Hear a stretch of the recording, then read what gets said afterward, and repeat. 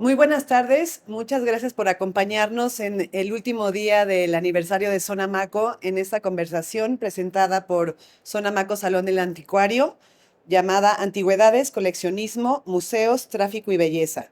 Nos acompañan Giovanna Jaspersen, directora del Museo Franz Mayer, Daniel Ibson, coleccionista y gestor cultural, Alfonso Miranda, curador de Sonamaco Salón del Anticuario, y Boris Girmas, quien va a ser el moderador, quien es coleccionista y emprendedor. Muchas gracias, bienvenidos. Perfecto. Gracias, Eloís. Si les parece, empecemos con algo a lo mejor obvio, que es cómo se define hoy en día una antigüedad. Había la famosa regla de los 100 años para que algo fuese considerado una antigüedad. Y, y como segunda parte, a lo mejor, ¿qué papel juegan las antigüedades hoy en día bajo el contexto que tenemos de feria, en los ejes pues, que tenemos de contemporáneo, moderno, ¿no? Y diseño? Eh, ¿Quieres empezar, Alfonso, con la antigüedad? La definición, tal vez. Me parece que bueno, primero bienvenidas, bienvenidos, que son gloriosos que en tarde de Super Bowl estén acá además. y uno de los objetos que se vuelven que la gestación de los coleccionismos es la antigüedad. Y yo creo que Daniel es quien nos va a poder orientar más. Sin embargo, en el caso de Sonamaco, para lo que refiere el Salón del Anticuario, en estos 20 años se han considerado objetos que transgreden distintos ejes, desde lo religioso, desde lo histórico, desde lo simbólico, pero también desde el diseño, y que tienen una antigüedad no mayor, digamos, a 1960, mayor a 1960. Eso te lleva a un hibridaje muy complejo, porque si estamos hablando de las colecciones de Daniel Ibson, las del propio Franz Mayer o las de otro museo como Museo Sumaya, pues pensamos en ese objeto del pasado, revestido de muchos significantes. Pero lo cierto es que en el marco de la feria más importante de arte en América Latina, como hoy es Sonamaco, a 2 décadas, armonía por contraste nos hace revitalizar al objeto del pasado para traerlo con una apertura necesaria, quizá subrayemos indispensable, a estos presentes. Y bueno, añadir un poco bajo esa revitalización. A ver quién quiere conversar sobre esto. ¿Qué lectura tiene hoy en día el objeto desde su lectura original como antigüedad, como uso inicial, a la lectura que hoy en día le damos, que incluso puede ser, eh, puede ser objeto de una cancelación, de una vergüenza, dado su origen, ya sea por el material, por el uso, el ecocidio, el carey de la tortuga, el marfil del elefante, pero también los objetos desde las momias hasta el zompantli, los objetos rituales de entierro, que tuvieron una lectura original específica y de uso, y que hoy en día, bajo la óptica contemporánea, esa lectura es distinta. ¿Qué nos dice hoy en día? ¿Y es válido tal vez cancelar un objeto por su origen? Bueno, creo que tiene mucho que ver incluso con las fronteras del tiempo, ¿no? Creo que muchas de las fronteras que cronológicamente nos pusieron tiene que ver también con cómo volteamos a ver el tiempo, cómo nos posicionamos frente al tiempo. Finalmente los objetos son marcadores que nos regresan a determinada idea, que nos confrontan, que nos preguntan cosas, que nos cuentan historias, y creo que depende justo de todas estas virtudes, cómo los podemos anclar, ¿no? Más allá de quienes somos ahora, cómo volteamos a ver la cultura material de otros tiempos, nos permite comprender quiénes hemos sido, quiénes no queremos ser más, o incluso el tener determinados símbolos que sirvan para hablar, por ejemplo, de la memoria desde otro sitio, ¿no? O sea, hay marcadores diagnósticos que nos permiten hablar de los que antes no tuvieron voz, de quienes fueron invisibilizados, incluso recordar esta conciencia de cómo nos comportamos con el ambiente, con otros seres vivos, a partir de cosas que ya no hacemos, ¿no? Creo que la construcción del símbolo en el que siempre se construye esta historia de bronce, en el que siempre el pasado era con este tinte un poco glorioso, en el que los símbolos y los monumentos servían únicamente para esta construcción, hizo que también en determinados momentos pudiéramos ser voces tan omisas a la autocrítica o a voltear a ver nuestra propia historia para comprender de dónde hemos venido, ¿no? Pero seguro Daniel puede tener otro punto de vista, no lo sé. No, pues totalmente de acuerdo. Yo creo que entre las antigüedades como tal, es un concepto que se utiliza tal vez como una palabra más coloquial, pero justo en este marco, por ejemplo, que es de lo contemporáneo, la reflexión es que tal vez esto que llamamos antigüedades es lo que no es contemporáneo a nosotros, que refleja algo de otro periodo, que ya trae un viaje y finalmente estas piezas viajan en el tiempo. Se crean relaciones temporales. Y lo que sí nos hace contemporáneos ante estos objetos es la visión y la relación que tenemos ante ellos. Por eso dentro de este marco queda como completamente justificado estas piezas, cómo las integramos a nuestras vidas cotidianas, vistas con una perspectiva que solo podríamos tener hoy y que nos refleja de alguna forma como generacionalmente una visión. Y estos materiales en los que fueron concebidos, hay que considerarlos en el momento en que fueron concebidos, que eran tesoros y que finalmente pues va cambiando permanentemente este cuestionamiento de qué es lo bello, qué es lo bueno y cómo se juzga, ¿no? Ponerle una moral a un objeto que fue concebido en otro momento, pues es injusto para la pieza. O sea, no es válido invisibilizar algo porque su origen hoy en día no es políticamente correcto, tal vez el caso de los marfiles. Me parece fundamental esta cuestión, no solamente por ecocidio, sino también por feminismos transgredidos, por comunidades LGBTIQA+, que de pronto pueden cimbrarse ante la revelación de ese pasado. Pero, a ver, hay que ser muy cuidadosos. Si bien la historia desde el presente hacia nuestros pasados no debe juzgarse, sí debe posicionarse para decir nunca más. Sin embargo, al momento de darle esa coordenada es un argumento explicativo necesario el decir por qué fueron creados, bajo qué elementos y ser responsables de los discursos con los que revestimos esos objetos, muchas veces desacralizados. Hoy, pues, a lo mejor el maravilloso San Sebastián de los Cranach de Daniel, pues no está revisitado a partir de por qué el santo fue tan importante en el humanismo y hoy puede ser revisitado bajo el homoerotismo. Ambas son válidas para la representación de ese objeto, pero sí hay que tener contextos para argumentar que una casta, pues hoy ya no tenemos razas y pues no es por políticamente correcto, porque podemos caer en ese riesgo de, ay, no hay que tener mucho cuidado. No, es que no podemos tratar a las personas por colorimetría de la piel en una escala y no podemos ofender los movimientos feministas y no podemos hacernos más daño ecológicamente como lo hicimos en nuestros pasados. Pero sí, de nuevo, la explicación, tesis, antítesis, dialécticamente buscando una síntesis es lo que nos compete, ya sea como coleccionistas o como para todas, para todos, para todes, ser buscadores de belleza.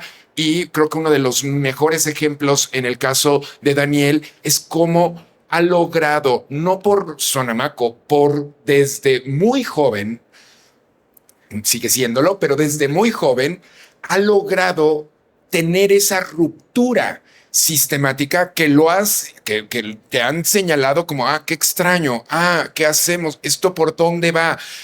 Para el mundo de las antigüedades, pero también para el mundo hipercontemporáneo. Siempre ha habido esta cuestión rara. Y en el caso de Franz Mayer, pues cómo hay Palen y por qué tenemos una virgen enconchada maravillosa y una silla o un escritorio. Se vuelve muy complejo en estas relaciones también.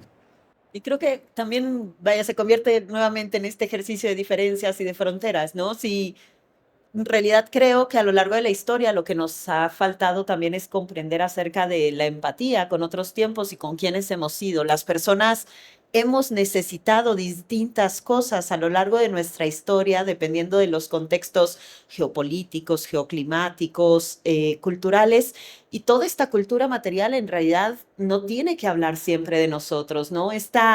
Ser tan concentrados en nuestro tiempo, nuestras formas, nuestras estructuras, en muchas ocasiones lo que necesitamos es bajar un poco el ritmo y la respiración para comprender de dónde viene ese objeto, quién hizo ese objeto, para qué lo hizo, con qué intenciones y qué necesidades tenían las personas en ese momento.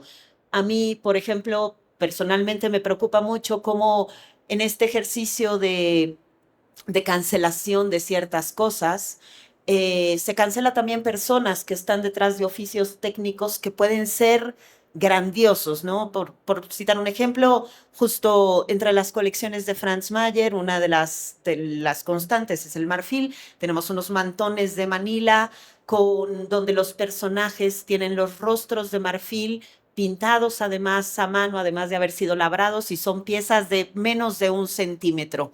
La maestría de la persona que hizo esas piezas es fundamental para comprender la parte de la cultura material y todas las voces que también han sido calladas, ¿no? Es decir, había un talento particular para hacer esos cortes, para labrar esas formas y para detallar el rostro de cada uno de los personajes.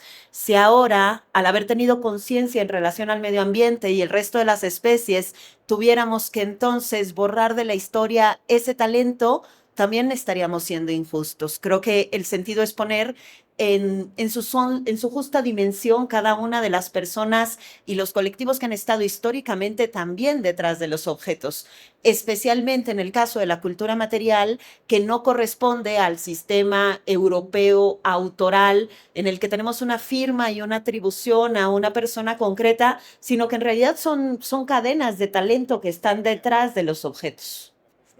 Tal vez. Sí. La cofradía, los talleres.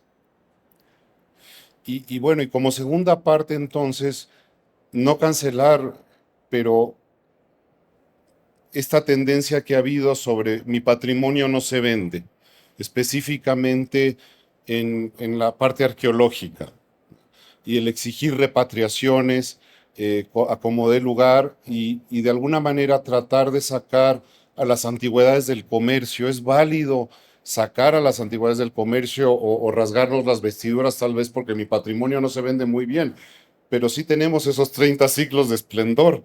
¿Quién se hace cargo de ellos? Y desde luego no puede ser solamente la estructura pública ni las instituciones. ¿Cómo incorporamos a la sociedad civil en ese cuidado de nuestro legado que es importantísimo y debemos o no sacar del comercio ciertas antigüedades? ¿Qué criterio usar? Y también a últimas fechas, bueno, el famoso penacho que Austria dice que no está en condiciones de viajar. ¿Sería válido exigir el riesgo de una repatriación cuando de alguna forma no podemos garantizar en esta pieza o en la que sea una mejor condición de conservación en nuestro país? Cuando, por ejemplo, nuestras instituciones, los museos, tienen las bodegas llenas y no podemos ni siquiera exhibir, entiendo que más del 13-15% en el mejor de los casos, ¿no? Pues me parece que habría que tener muy clara la separación entre patriotismo y ser patrioteros. Yo recuerdo a todos los presidentes del siglo XX diciendo que quieren traer el penacho de Moctezuma. Todos, de cualquier partido, de cualquier ideología, porque nos viene bien en discurso nacionalista decir hay que recuperar nuestro pasado porque nos ultrajaron en la conquista y reducimos 3 siglos de herencia virreinal al primer momento y a la firma del Acta de Independencia. No hay mayor estupidez que esa. Tenemos que conciliarnos con nuestros pasados, pero al mismo tiempo cuando decimos nuestro patrimonio no se vende, si no lo regulamos, pues lo que estamos abriendo es un abismo, un real hoyo negro al mercado negro, a un mercado no regulado, a donde qué está pasando. Y la maestra Miriam Kaiser dice que no hay mejor embajador que el arte, que nuestra historia. ¿Y por qué lo dice? Porque no habla. Tiene razón. En ese sentido, una pieza de nosotros en una institución cultural de cualquier orden va a despertar curiosidad, una red de significantes con ese objeto y con nuestro país, con nuestros colectivos culturales, con nuestro patrimonio tangible, mueble, pero también con el intangible, nuestras ideas, nuestras formas de expresión sonoras, olfativas, degustativas, que también nos conforman. Entonces, me parece que es más un discurso, pues, de esta, pues, ahora electoral, vemos, ¿no? Estas ramas, y que si las reguláramos de una forma mejor, pues podríamos poder empezar a tejer otros discursos. Te voy a meter el desorden. ¿Qué dirían entonces los griegos de los mármoles del Partenón? A ver, es muy distinto esta cuestión de cómo llegaron. El penacho de Moctezuma en realidad es uno de los obsequios que se dan. Una cuestión muy distinta es el robo, el botín de guerra. Se le exigió a Grecia tener un espacio por parte del gobierno británico y por el British, tener un gran museo que pudiese garantizar su cuidado. Hoy ese museo existe. Y es también muy distinto la usurpación por el nacionalsocialismo alemán y, por supuesto, en discursos múltiples y que también atañen a México, antisemitas, que por supuesto tiene todo el derecho una persona, por más que sea la pieza central de un museo como el Belvedere, y decir, regrésenme, no a una señora dorada, no, se llama Adele Bloch, y que me la devuelvan porque perteneció a mi familia. Ahí hay otro discurso, y ese robo hoy lo vemos en Palestina, lo vemos en todo Medio Oriente, lo vimos en la ex Yugoslavia. En realidad hay un saqueo absoluto, deleznable, y que hay que sentenciar, y si está en un museo, con mucho dolor, tendremos que dejar partir esas piezas. Sí, me parece que también el siempre pensar que el Estado es el único que cumple esa función de preservar el patrimonio no es del todo real, porque muchos de los museos públicos han partido de colecciones privadas a lo largo de la historia. Siempre ha habido esa necesidad de coleccionar, mismo desde un niño, pequeños objetos, cosas que van construyendo pues nuestra historia, buscando la identidad.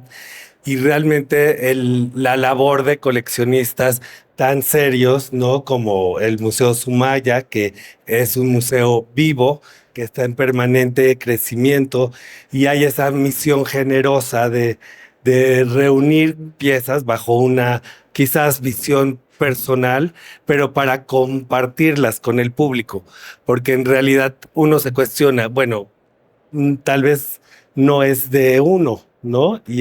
Sin embargo, uno es el responsable mismo de custodiarlas y de compartirlo.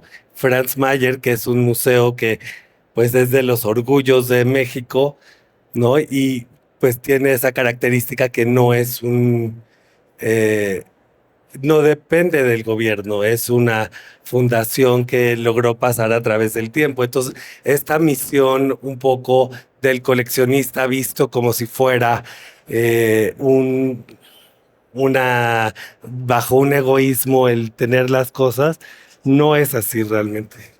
Yo creo que ahí hay dos falsos amigos, ¿no? Por una parte, esta visión siempre paternalista del gobierno en el que se va a ser responsable de las colecciones, del arte, de la producción, pero el que probablemente sea más profundo es el otro lado que tiene que ver con la misión estatista que ha tomado el patrimonio, ¿no? Esta máquina simbólica se convierte también en una máquina de generar identidades y generar estas identidades implica también dejar de lado muchísimas otras, ¿no? Creo que hay una reflexión muy importante en torno a los valores simbólicos de los objetos para determinadas comunidades y entonces nos tendríamos que preguntar por qué, por ejemplo, se enaltece o se celebra la venta de bienes simbólicos como podrían ser, no sé, la producción artesanal Huirraritari del norte de Jalisco o las tierras de Nayarit o de Zacatecas. Sin embargo, el que determinadas piezas arqueológicas estén en el extranjero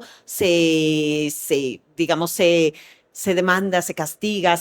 Entonces, creo que ahí la construcción del Estado y el papel del Estado es fundamental en todos los patrimonios, porque en realidad muchas de las cosas que hoy comprendemos como símbolos identitarios que forjan la nación, pues han venido de ahí y en realidad muchísimas de ellas son resultado de mezclas y más mezclas y más mezclas y migraciones y contactos desde el que hoy nos estemos enunciando en esta lengua para poder tener una lengua común todos quienes estamos acá, hasta muchísimos de los símbolos de la producción artística o patrimonial del país en el que vivimos hoy, ¿no?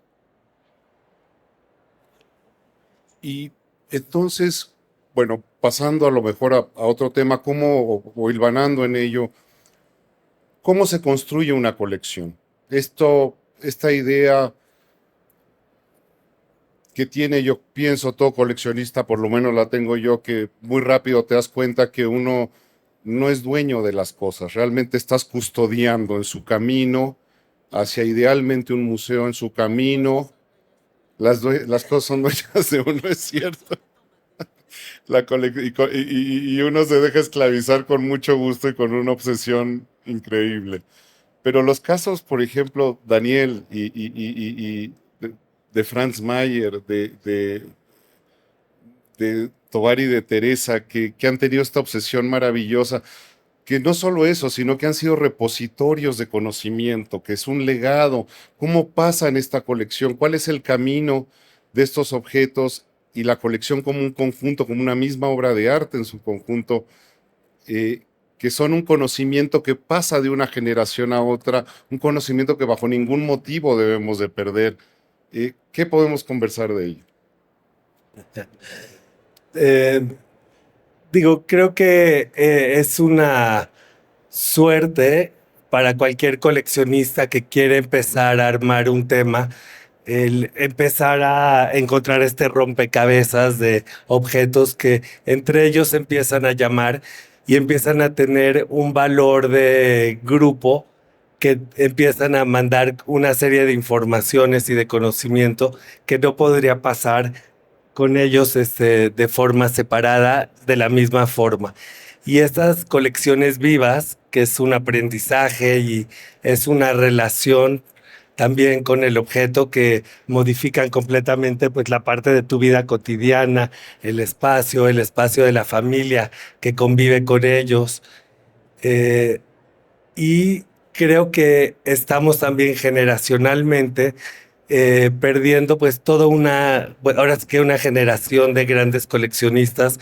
En particular, bueno, creo que hablando del arte mexicano, se están quedando muchos nichos vacíos, que también da una oportunidad para nuevos coleccionistas, ¿no? Tú me comentaste cuando conversamos hace unos días que el coleccionista funge también como un cronista, y un cronista que refleja los gustos de una época, los gustos de una sociedad, las preocupaciones, las tendencias, los ideales de una sociedad.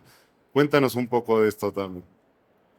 Claro, pues de alguna forma la historia es un elemento vivo que se va modificando. La forma en que vemos el pasado va mutando de generación con generación.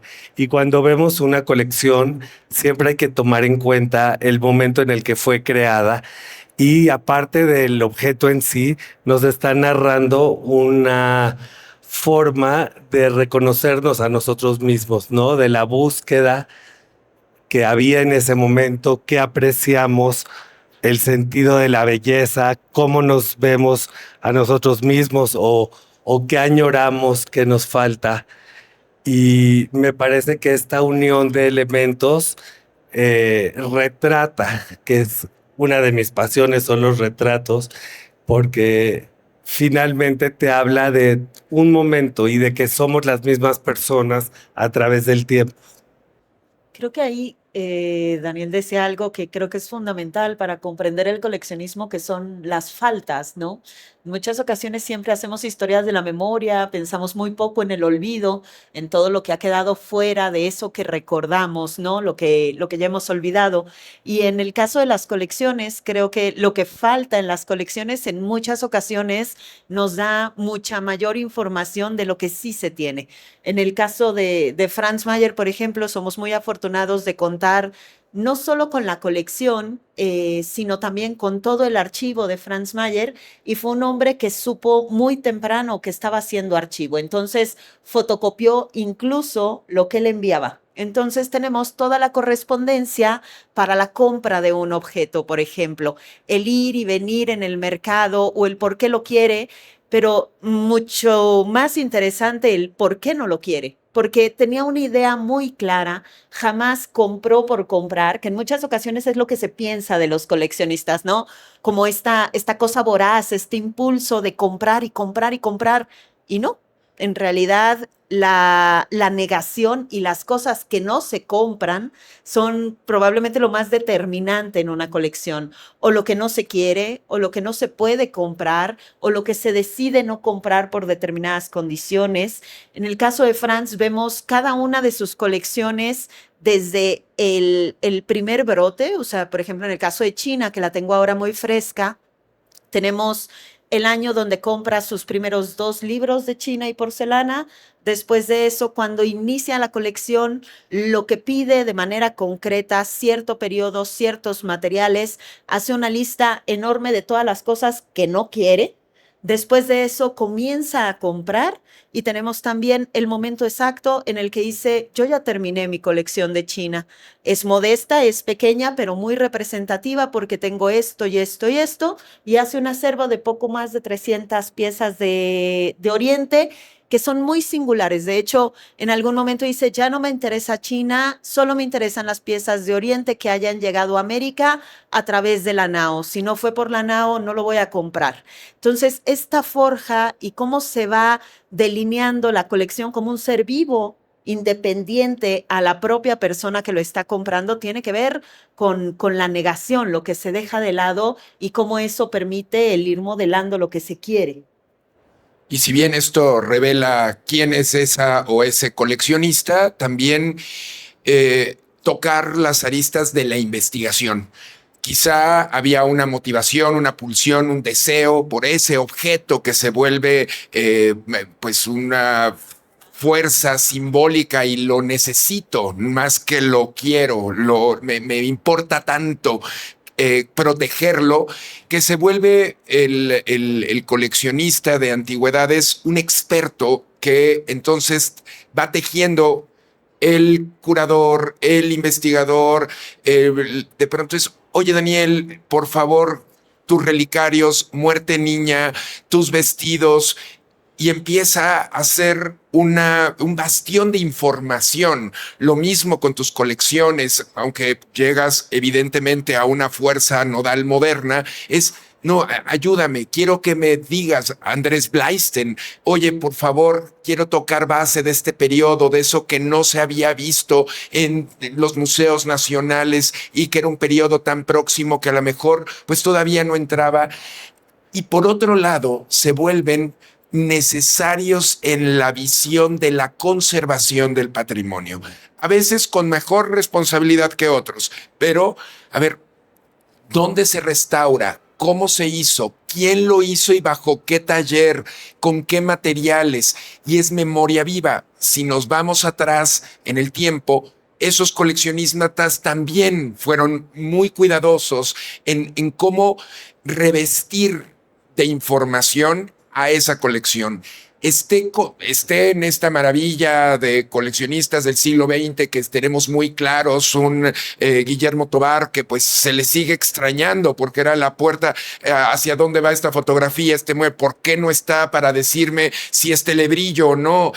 Se vuelven tan importantes en los procesos de investigación y de identidad, incluso museística, antropológica, social, filosófica, que de pronto no están incluso como anticuarios conscientes, como coleccionistas conscientes del papel que están jugando, y me parece que hay que subrayar. Y ahí viene la complicidad, esta maravillosa complicidad entre el coleccionista, el anticuario, el académico, porque a veces se piensa de alguna forma este lado oscuro, esta pulsión por tener algo, pero no es real, va mucho más allá de eso, es una custodia, es un amor, realmente es una pasión que compartes en un ecosistema con muy queridos anticuarios, con queridos académicos, el coleccionista. Muy rápido te das cuenta que estamos todos con ese mismo amor por ello, por conservar el pasado, por el conocimiento, por conocer, por saber. Y claro, lo que no se comenta, bien lo has dicho, de una colección, que la gente cree que arte es comprar arte. Muy bien, ¿quién lo conserva? ¿Cómo lo restauras? ¿Cómo lo mantienes en condiciones adecuadas? Algo que no deja de asombrarme, ¿no? Una silla del siglo XVII que se han sentado miles de personas por 300 años. ¿Cómo hacemos que esa silla dure otros 200 años más?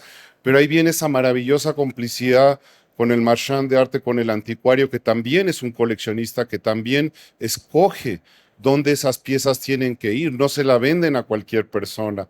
Y eso creo que es muy bonito conversar de ello. Bueno, aquí tenemos en el público un par de queridos amigos anticuarios también, que espero que nos pregunten algo más ratito.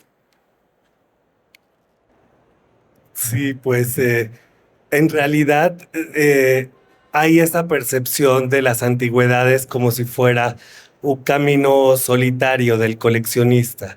Y en realidad no, es toda una cadena de muchos especialistas y muchos apasionados que trabajamos en conjunto para cada objeto. Es un aprendizaje permanente, cada pieza te abre 1000 preguntas más, tienes que consultar entre los compañeros anticuarios, entre los museos, las instituciones, investigadores, restauradores, y luego dentro del mundo de la restauración entran todos los oficios y todas las técnicas y todos los materiales, y siempre es un reto. Entonces, esa idea de solitario definitivamente no lo es, y esa idea también de acumular tampoco lo es. Es completamente diferente el ejercicio de la colección a la acumulación, porque implica más bien un desprendimiento permanente. Una colección viva siempre está en una depuración permanente, y es ese tipo de elementos que a veces son muy diferentes a la primera imagen. Como decías ahora del sillón del siglo XVII, tal vez hay la percepción de que las piezas, las antigüedades son frágiles y delicadas y costosas y como muy formales, y no necesariamente. Son objetos que han viajado a veces a través de siglos, a veces milenios, de continentes. Es Mira, que se van moviendo y tú no me- les pasa nada. Mi teléfono ya se hubiera roto, Tú por me dijiste supuesto. hace unos días, me dice, las antigüedades no son delicadas, delicado es mi teléfono que se cae y se rompe. La antigüedad ha durado 300, 500 y no es que 2000 años. Entonces es divertido esa percepción de que tiene que ser serio, de que tiene que ser rígido, cuando en realidad son cosas pues que están viajando a través del tiempo. Y, y creo que ahí también el ejercicio justo de complicidades y la suma de miradas es de las partes, creo que más bellas que tenemos justo como como comunidad, como ecosistema. Y es lo que más le ha dado a las colecciones mexicanas también. Yo pienso justo en el caso de Franz Mayer, el momento en el que él es acogido justo por el círculo de intelectuales novohispanos de la época, por Toussaint, por todas estas personas que estaban, es en el momento en el que la colección toma un giro muy particular y es justo lo que nos regala estos tableros con las incrustaciones de concha tan particulares o el trabajo en la pluma o cómo se comienza a terminar de delinear la colección de la Villa Alta. Es decir, no estaba comprando a ciegas, sino que había una serie de personas que le estaban prestando sus ojos como un ejercicio también de generosidad de ida y vuelta para decir, compro esto, no compro esto. Creo que lo único que compró por vida propia fue la plata, porque no dejaba de ser un banquero. Entonces, plata compró justamente de manera desmedida, pero el resto de las colecciones se valió justo de la mirada del otro para ir trazando este camino. Y me gustaría subrayar el valor de la generosidad, porque una colección en las manos que esté debe de compartirse, y debe, así con ese deber ser, de prestarse, de fotografiarse y que esté en el estudio, que complete el discurso, esta con esta. Hay una responsabilidad también de tender esos lazos entre instituciones, entre universidades, entre instituciones museales, educativas, que nos lleve a crear otros conocimientos, porque no está finalmente todo dicho. En un estudio que me parece muy interesante para después compartirlo, sé que Franz Mayer empieza con ello, pero también con los coleccionistas, es lo que estamos haciendo con el Met y Getty, de estudiar y hacer tomas de obras para, por ejemplo, saber que no era aceite de linaza lo que estaba en boga para pintar al óleo, sino el aceite de chía, y que Nueva España era un gran exportador de chía hacia primero Cádiz y después Sevilla, y de ahí cómo permeó en talleres. Y eso es lo que nos va a hacer, es un nuevo discurso y reconfiguración para ver redes comerciales, procesos de conservación, en laboratorios de conservación, bueno, con qué puede restaurar, cuál es la enzima más adecuada, cuál es el colorante o el pigmento. Y eso es ciencia, pero también es historia y también es arte. En este mundo hiperconectado, en esta era del conocimiento, esa también responsabilidad de compartir en imágenes, en ver, permíteme, te muestro, y que no se quede ni en un museo, ni en una colección, la que sea, a puerta cerrada. Eso es fundamental y fundacional. Es que es el conocimiento, no lo debemos, es un crimen ocultar el conocimiento.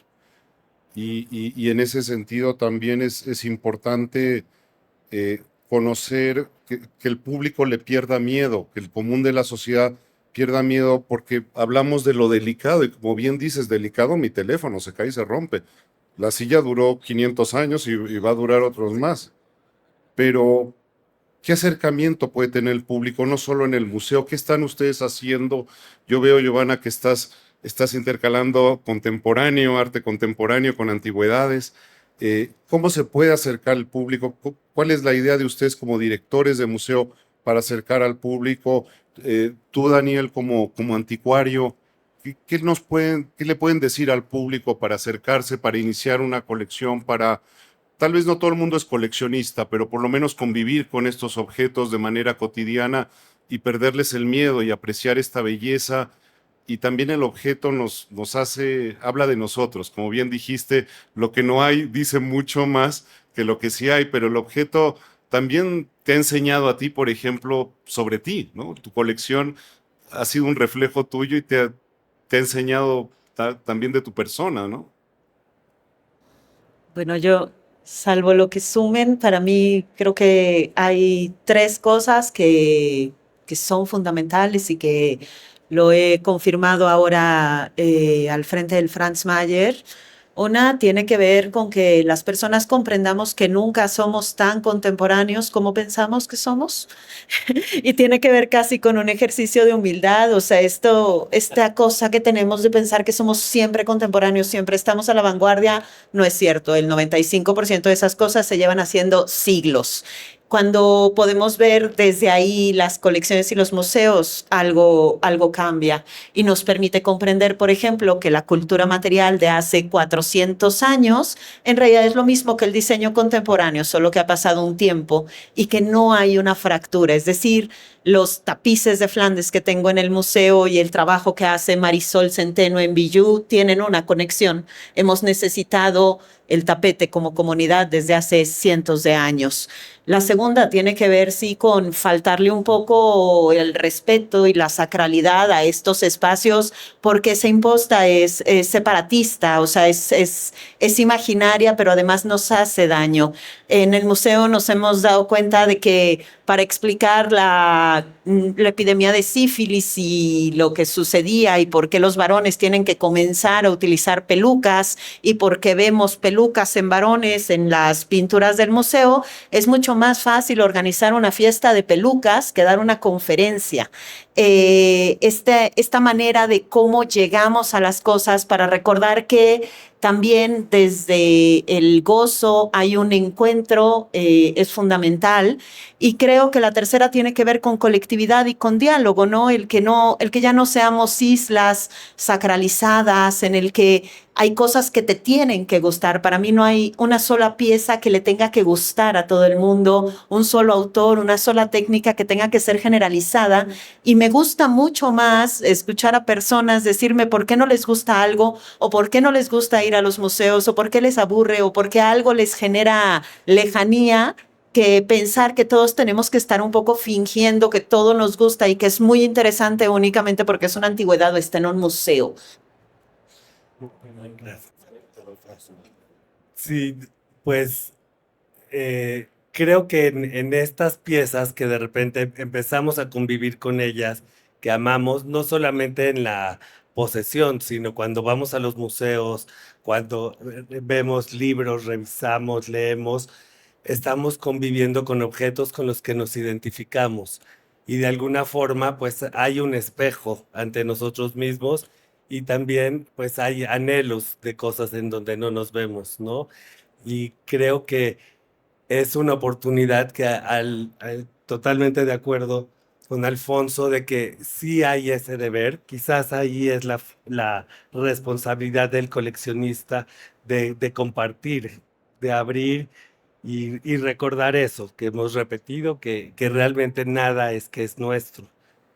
Y creo que los anticuarios, que por cierto aquí hay compañeros muy destacados que nos acompañan, tenemos esa misión que rescatamos piezas, muchas veces del olvido, otras veces ya están en su momento de mayor apreciación, pero cada historia es una diferente en cada objeto, no se repite nada. Y somos de alguna forma este lazo que hacemos que la pieza vaya a su destino, al menos temporal, y muchas veces definitivo en instituciones y museos. Y creo que el esfuerzo, por ejemplo, como esta feria, que es abrir un poco las puertas a este mundo íntimo que no siempre hay tanto acceso, visto desde también la perspectiva de cada anticuario que tiene una visión personal, pero que finalmente todos coincidimos y nos consultamos permanentemente, pues es una oportunidad. Vemos la reacción de los niños, de los jóvenes, sobre todo ahora que está en todo este contexto pues tan contemporáneo que, como dices, quién sabe que no somos tan contemporáneos porque luego nada se crea de la nada. Todo es una construcción de la memoria y del pasado, ¿no? Y creo que es una oportunidad y también una misión de los anticuarios que definitivamente no es el oficio más fácil. En concordancia con Daniel, esas historias de los objetos también merecen ser contadas, ¿no? Entonces, hilvanar discursos, atrevernos a ver ese objeto. Entiendo que, pues, para una casa ultra contemporánea, de tener un retrato de, pues, 2,5 metros, a lo mejor, pues ya no nos caben esos objetos y hay que, entonces, encontrarles un buen camino. No basta sacarlos de nuestra vida porque no nos quepan o porque no nos gusten. Entonces hay que ser responsables de las casas de las abuelas, de las tías, para decir, oiga, no, esta venta de garage hay que ser mucho más conscientes que no es nada más abrir para deshacerse. Y en el esfuerzo de Sonamaco, en estos ejercicios que consolidan al Salón del Anticuario, no fueron sencillos en su inicio. Siempre eran como, bueno, pues ahí hay un apéndice y poco a poco cobran terreno y vemos revitalizado un Salón del Anticuario con mejores propuestas, algunas pues muy superiores, con extraordinarias piezas museales que deberían estar en un museo y otras que de pronto pueden estar en una casa y pueden, de nuevo, y subrayo esto de armonía por contraste, atrevernos a verlos y decir cómo se vería en mi cotidianidad este objeto, en dónde podría estar. Y al momento de poder recorrer Salón del Anticuario, verán que estoy cierto que desde una joya hasta un cuadro o un mueble o un tapiz van a poder despertar a veces nostalgia, a veces diálogo. Una rocola de 1957 pues nos va a sonar a Elvis Presley y pues es también un clásico. Las colecciones en ese sentido de Salón del Anticuario son clásicas, en mayúsculas, y quien está peleado con sus referentes culturales, sean de una latitud tan ajena o tan próxima, es de nuevo hilvanar fino nuestras identidades en nuestros presentes para trascender a nuestros futuros, y todos en plural. ¿Les parece si abrimos? Me gustaría muchísimo si el público tiene preguntas, si quieren hacer alguna pregunta, encantado, por favor, adelante, sin miedo.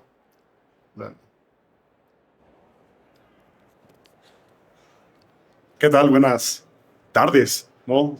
Soy Ignacio de la Fundación Patiño de Bolivia, que es un honor estar aquí. Y yo siempre he tenido esta admiración profunda por coleccionistas como Daniel, como fue Franz Mayer, como Boris Irmas.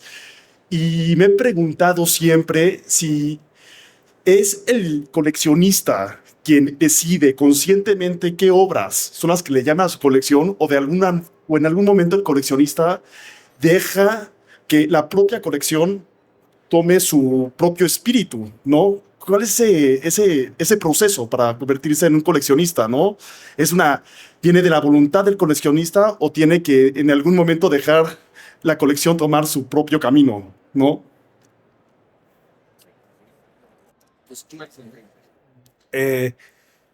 Yo creo que, bueno, de alguna forma el coleccionista hay un momento en que se vuelve un utensilio de la colección. Somos a veces más como un medium que es utilizado, porque en verdad pasan una serie de cosas, de coincidencias, que los objetos parecen llamarse entre sí. Claro, el pobre coleccionista pues tiene que sacar la chequera, y uno vive endeudado de por vida. Pero las piezas se llaman, entre ellas empiezan a tomar una como vida propia y, y bueno, creo que eso es lo que las hace vivas. Yo coincido totalmente, son seres vivos y crecen y se desarrollan y les salen ciertas ramas, van tomando cierta personalidad, se van juntando con otras más, van reflexionando acerca de sí mismas y el poder que tienen los objetos para reencontrarse es tremendo y es absoluto, ¿no? O sea, lo dejamos de lado porque en realidad siempre los vemos pues inanimados, ¿no? En su materia, pero los objetos se reencuentran y terminan en las mismas colecciones. Hay un vínculo ahí invisible que los vuelve a reunir. Nosotros en el museo hace un par de meses reuníamos a dos pequeños tibores chinos. Uno lo tenía Franz Mayer en su colección y otro lo tenían en la colección Alar, y justo al presentar un catálogo llevó el coleccionista el otro, ¿no? Sabemos que son gemelos, sabemos que se hicieron juntos con una misma intención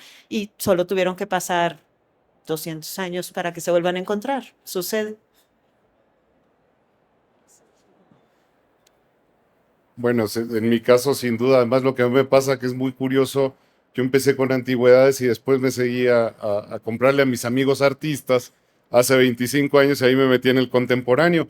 Y para mí es muy natural mezclar, ahora sí que qué bonito es lo bonito, pero qué interesante lo interesante, van juntos, hablan solos y la gente me dice, oye, pero ¿cómo mezclas esto contemporáneo con esto antiguo? Y a mí me viene natural, el arte es universal, el buen arte es universal y al revés, como me decía un anticuario muy famoso en México, me decía Boris, en el siglo XVIII también hacían porquerías.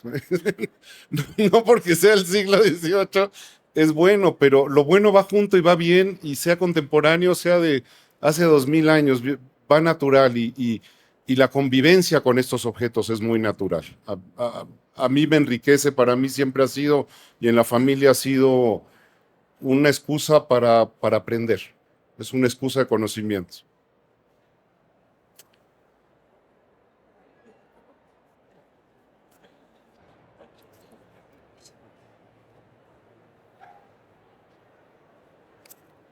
Me gustó mucho lo que estaban platicando acerca de el movimiento de las piezas y de las antigüedades. Y me pregunto, ¿cuál es la importancia del contexto? Un poco lo estaban platicando cuando decían que a lo mejor pertenecían a un lugar, que pertenecían a una persona, que pertenecían a un colectivo. Y entonces, sí, mi pregunta es esa: ¿cuál es la importancia del contexto de la pieza y cómo la tratan en su colección? Entonces, como a lo mejor me gustó también lo que hablaban acerca de la armonía por contraste. Y a lo mejor en las piezas justo buscan darle un contraste para que llame la atención, pero creo que también pues hay muchas formas de tratar eso para que la pieza cuente su historia original o la historia que se reflexiona hoy en día sobre ella, ¿no? Gracias.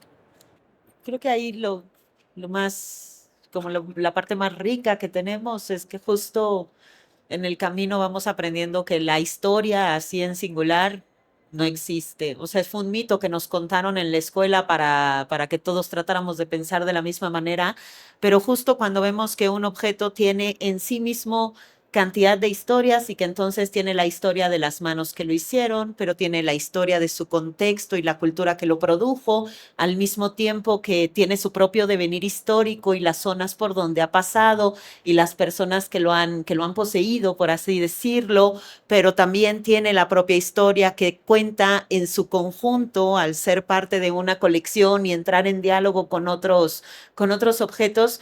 Creo que al alejarnos de las visiones como tan singulares es cuando descubrimos que un objeto puede ser tantas cosas como historias habitan en él, y eso tiene que ver con todas las personas con las que se haya encontrado desde que fue una idea o una necesidad hasta que lo podamos mostrar en una vitrina, y que estas historias en realidad aún no están detenidas, sino que cada que nos posamos frente a un objeto, lo vemos, lo interpretamos, lo relacionamos con nosotros y lo lanzamos hacia el futuro, se vuelve a escribir, ¿no? En realidad, las exposiciones tienen que ver con eso y cómo pueden tomar esta dimensión y cómo cada curaduría es una manera de darles también una voz distinta, ¿no? Entonces, creo que el pretexto del conocimiento está justamente justo ahí, ¿no?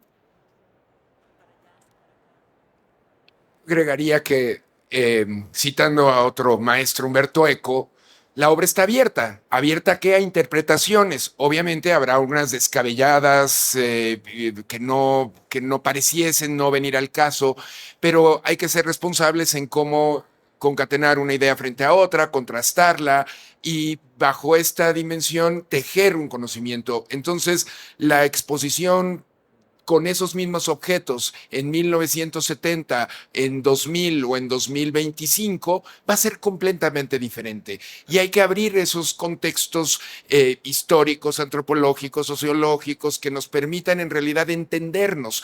Las exposiciones no son para el pasado, son para comprendernos. ¿Por qué la motivación? ¿Por qué es una necesidad imperiosa hablar en femenino? ¿Por qué el lenguaje inclusivo? ¿Por qué lo que está pasando hoy nos compete como entes? ¿Por qué tendremos que no ver un proceso en Medio Oriente como si fuese un partido de ping pong? ¿Quién es el bueno y quién es el malo y a quién voy? Hay que ser responsables, hay que ser democráticamente responsables para repensar nuestro voto en una próxima elección presidencial a meses. Hay que entender que eso también tiene que ver con el objeto, eso también tiene que ver con nosotras, con nosotros, con nosotres.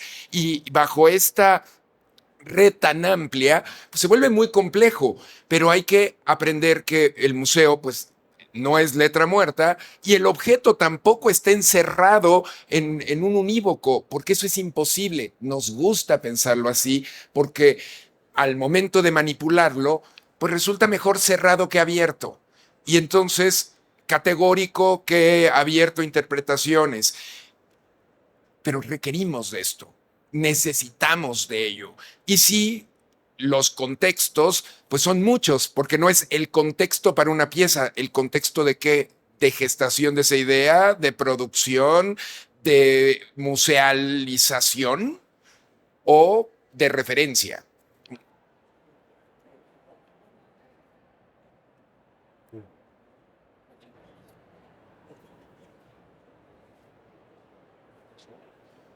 Gracias. ¿Y cuáles son las colecciones que no les gustan?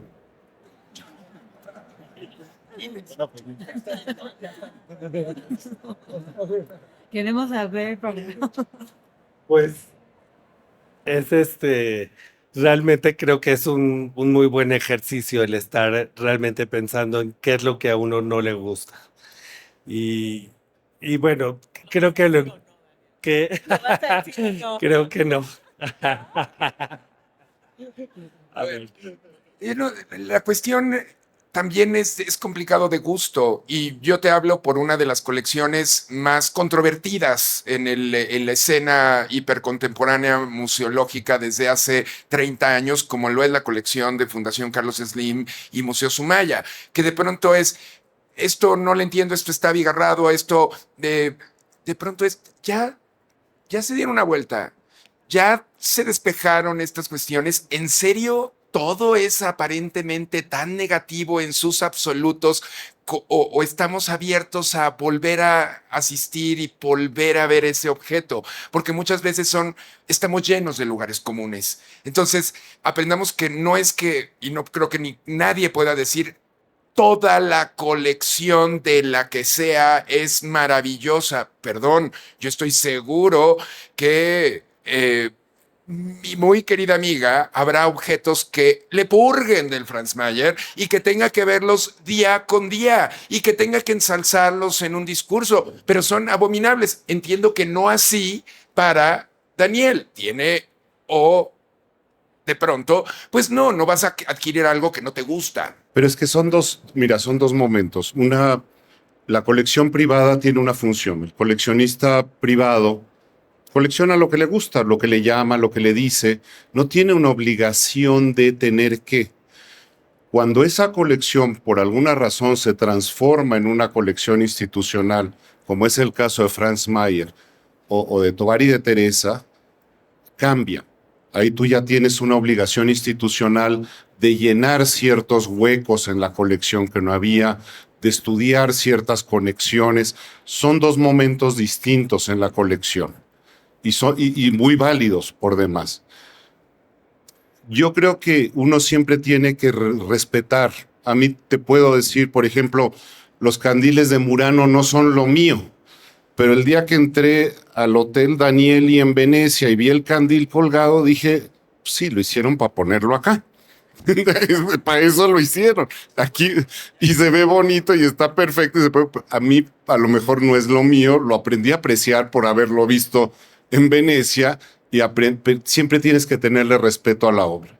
Y más que no gustarte algo, a lo mejor no te habla, no te dice. Pero no hay que llevar a un demérito algo porque a uno no le dices, más bien no te conversa. En lo privado es válido, en lo institucional es distinto.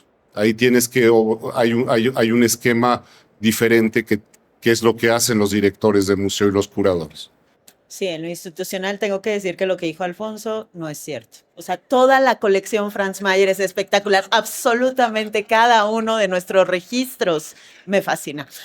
Dejando eso de lado y yendo a los gustos personales que también tenemos quienes trabajamos en museos, porque los museos también somos personas. A mí personalmente me cuesta, por ejemplo, mucho trabajo las colecciones numismáticas. Siempre me han costado mucho trabajo. Vaya, es una tremenda pasión para las personas que están en eso. De hecho, vaya, Franz Mayer es un fideicomiso del Banco de México. Creo que, por ejemplo, el Museo del Banco de México lo hizo espectacular porque un tema que es tan complejo o que puede ser tan pesado es bastante asequible y es un gran espacio, pero la numismática siempre me ha costado. Las colecciones de timbres postales me cuestan muchísimo trabajo y también, bueno, está bien, pero es que o sea, tenemos que comprender que una cosa es la experiencia museística, porque también hay cosas que los objetos me fascinan y voy a verlos a las salas y digo, ay, esto es aburrido, pero como la semana, o sea, sí, ¿no? O sea, hay que ponerlos en su justa dimensión. A mí sí hay ciertas colecciones, o sea, hay personas que coleccionan timbres y que son totalmente apasionados y les va la vida en ello y me gusta mucho ver esa pasión. Sin embargo, si yo tengo que ir a una sala a ver 700 piezas, no puedo. Y a lo mejor, por ejemplo, con mueble, bueno, puedo estar 10 horas, ¿no? O con pintura sobre tabla o con algún tipo de miniaturas, pero creo que tiene que ver con el gusto de cada una de las personas. Solo te voy a pasar el micrófono si es para decir que sí es cierto que todas las colecciones de Franz Mayer son espectaculares. No, pero no, lo que es un hecho es que a mí me pasa lo mismo con el timbre. Me parecen, la filatelia no es una pasión. Sin embargo, una colección como la de Harp y el Muffy, al momento de su musealización y encontrar el referente, se te abre la mente y dices, mira, algo que nunca había sido una motivación personal, me hace ver que el doctor de Frida Kahlo le entregó tal medicamento y a partir de ese momento empezó una adicción sistemática de una mujer artista como Frida. Esto no lo hubiera entendido tan cabalmente si no hubiera sido por la receta con el timbre de esa carta. Y entonces, pues el timbre ya me parece maravilloso, ¿no? Entonces, depende también de la responsabilidad de los coleccionistas, de las instituciones museales, de cómo se presentan. Entonces, ahí se abre aún más la potencia de algo que a lo mejor no había esa empatía inicial.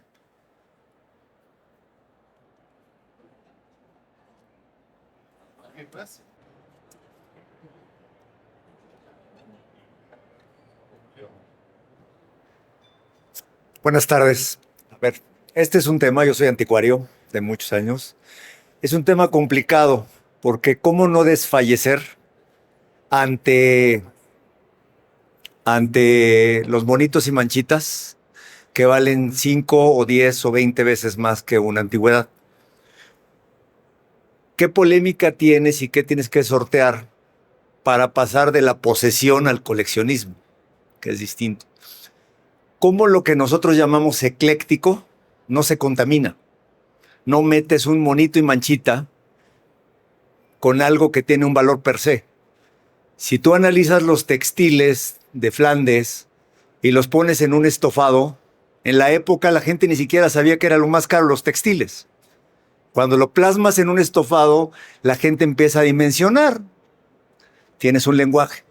¿Cómo no desfallecer ante estos intentos vanos de un coleccionismo momentáneo?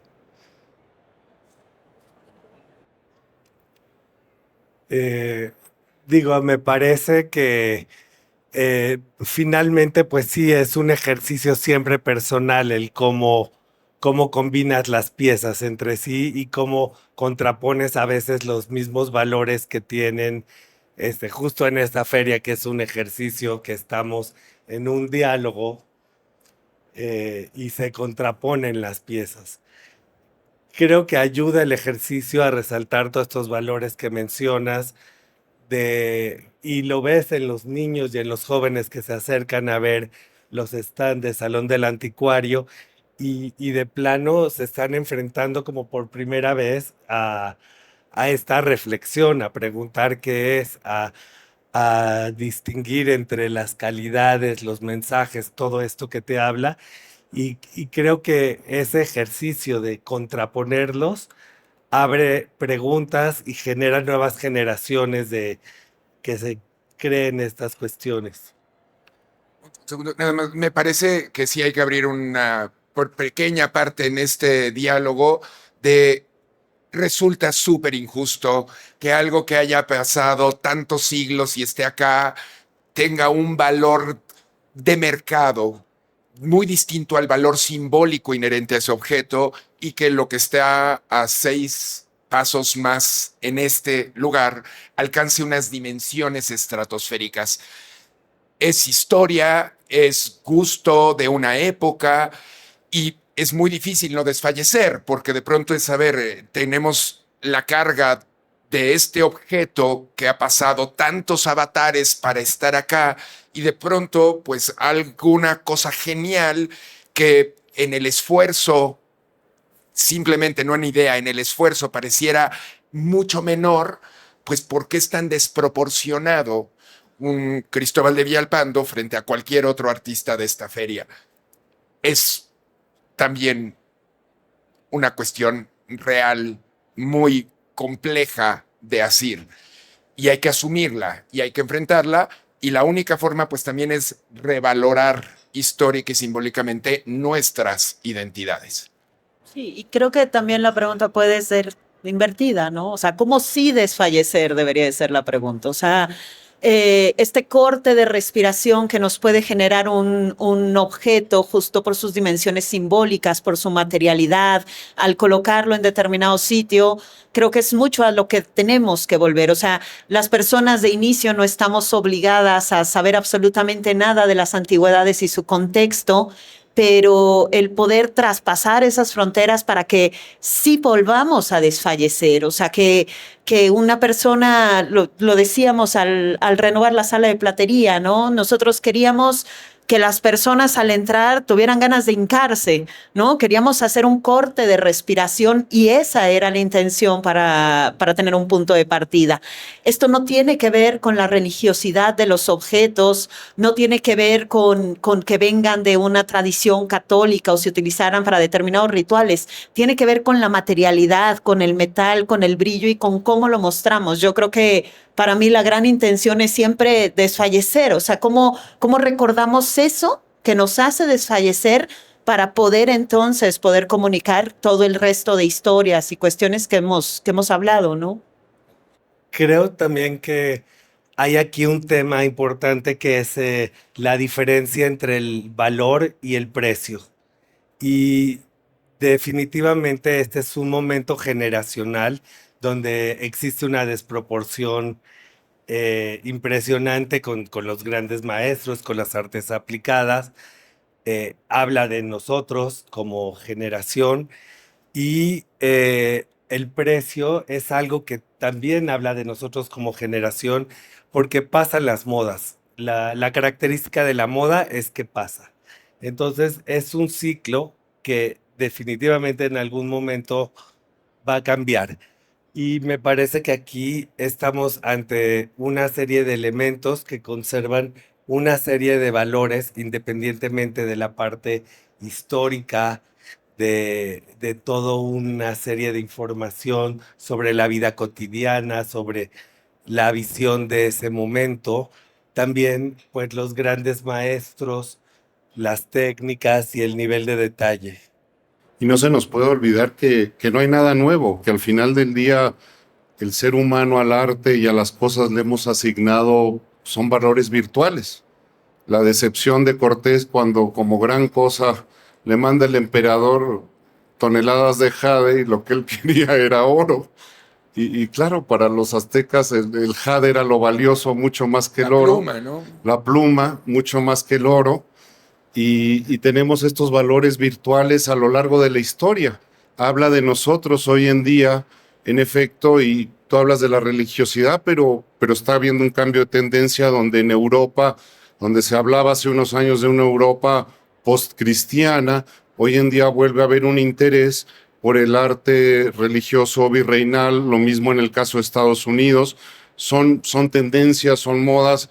Desfallecemos, sí, nos gustaría que todo el mundo compartiera nuestra pasión por algo, en efecto, pero al final todos estos objetos son ideas que nosotros custodiamos y atesoramos porque las consideramos ideas valiosas, que el resto de la sociedad debería conocer e idealmente atesorar como nosotros.